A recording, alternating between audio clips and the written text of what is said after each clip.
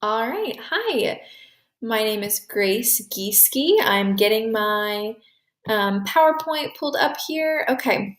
So, again, this is Grace Gieske, and I am presenting my signature assessment for EDOL 647. So, let's go ahead and jump in.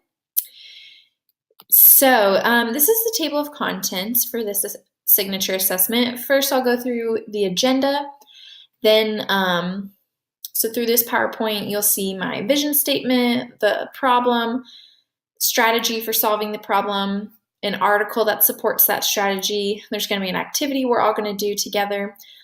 You'll see how to implement this strategy, some resources, some examples of implementation, and my hypothesis, and finally, what my goal overall is. All right, so the agenda for today. First, I'm going to go through and I'm going to explain my personal vision statement. And then I'm going to explain the problem that I have seen in my classroom. And then I'm going to describe the strategy used that could be used to solve that problem, and then the supporting research.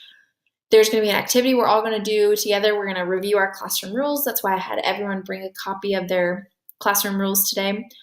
Next will be how exactly to implement the strategy, some resources for you guys, some examples of the strategy, and then I'm going to share what I hypothesize will happen if we implement this, the goal of this, and then we'll be done. All right, so first we have my personal vision statement for my classroom. So I wrote this in the present tense because this is what, I'm kind of putting it out there. This is my vision. This is what I would hope my classroom looks like. My classroom is rigorous, engaging, and inclusive. My students and I celebrate diversity and accept everyone that comes into our classroom. Instruction is rigorous, activities are engaging, and communication is inclusive. So that overall is my dream and my vision as an educator for myself and my students.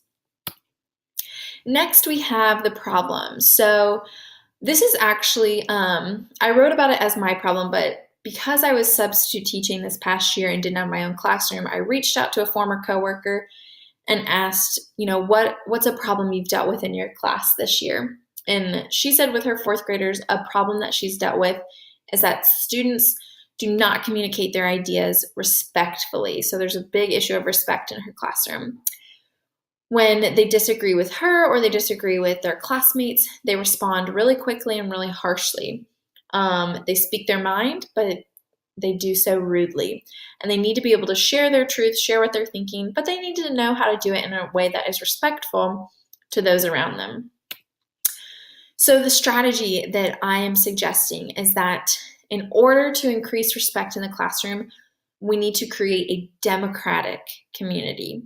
So rather than telling students all the classroom rules at the beginning of the year, we will create them together. This will give students a voice in the classroom and show that they are our rules, not just mine. Because my former coworker that said she's having issues with respect said that the students didn't really get to partake in the rules, and so some of them they thought were unfair, they didn't like the consequences, things like that. And she went from teaching first grade to teaching fourth, so I do think that there was kind of a learning curve with that and learning how those rules need to be different for fourth graders. And so this is the article that I found that really breaks down some specific ways to build respect in the classroom.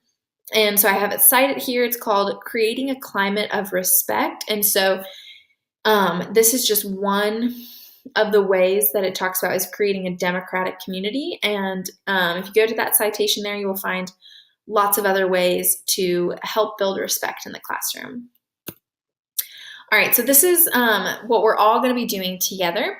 And so this is why I had everyone bring a copy of their own classroom rules. So if you have your classroom rules in front of you, what I want you to do is, looking at them, I want you to go through this checklist, okay? You don't need to do it out loud. You can jot it down. You can just kind of mentally go through.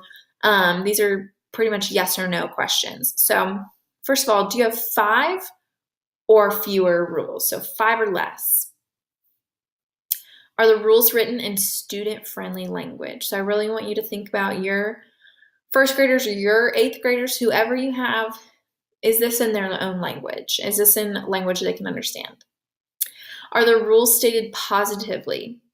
So for example, you would want to say, work silently during independent work, rather than saying, don't talk during independent work. So state positively what they should be doing. Are your rules set up like that?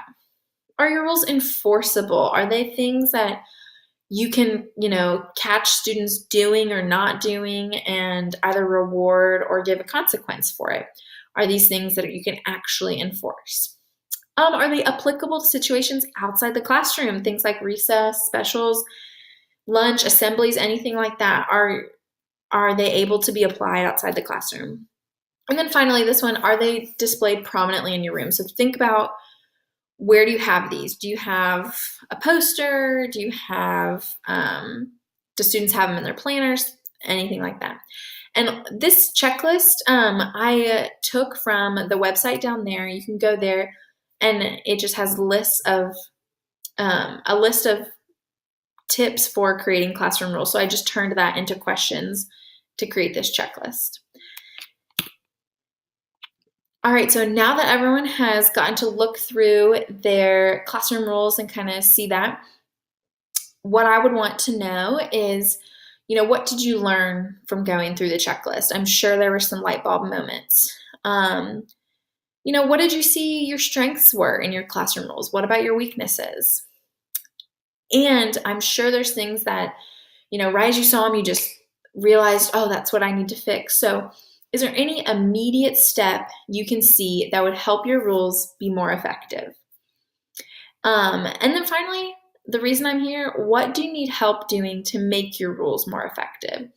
What are you looking for? What is some extra professional development? What are some strategies? What are some things you need help with to help boost your rules and make them more effective for your class? All right, so now let's get into what to do to solve this problem of lack of respect. So the implementation of the strategy I am proposing is to create rules with your students. So in order to create that democratic community and increase that mutual respect, allow the students to help create rules instead of just telling them what they are. So here are some tips for creating rules with students. First of all, I would suggest have an idea ahead of time of your must-have rules. So make sure you know these are the rules I have to have on our list. So that way you don't get towards the end of creating the rules with students and realize, oh, I didn't say anything about, this or that. Guide students to make specific rules into a more general rule. And then one way you could do that is my next point is write out everyone's ideas on the whiteboard and then group similar ones together, because you don't want to have 400 rules on no chewing gum, no this, no that. Maybe group it all together to respect your space or whatever it may be. Let students have some time ahead of time to kind of brainstorm rules. You could do that as like a little homework thing, or you could just give them a few minutes to do like a brain dump and just kind of write out everything they think. So that way they're prepared and everyone kind of has a chance to get their ideas out. If a student suggests an unnecessary rule, which I'm sure we can all imagine, instead of just saying, no, I don't think so, guide them to understanding why that rule wouldn't work in your class. Kind of walk them through a scenario like, okay, well, if that was a rule, what would it look like? And how would I enforce that? And kind of walk them through so they understand why certain things are rules and certain things are not. If arguments arise on if a rule should be created or not, which again, I think we can all imagine that may happen, take a class vote. Oops, so sorry. Okay. So if students are arguing about should this be a rule, should this not be a rule, take a vote. Once rules are chosen, write them clearly on a poster or a piece of chart paper and display where everyone can see them. Here I have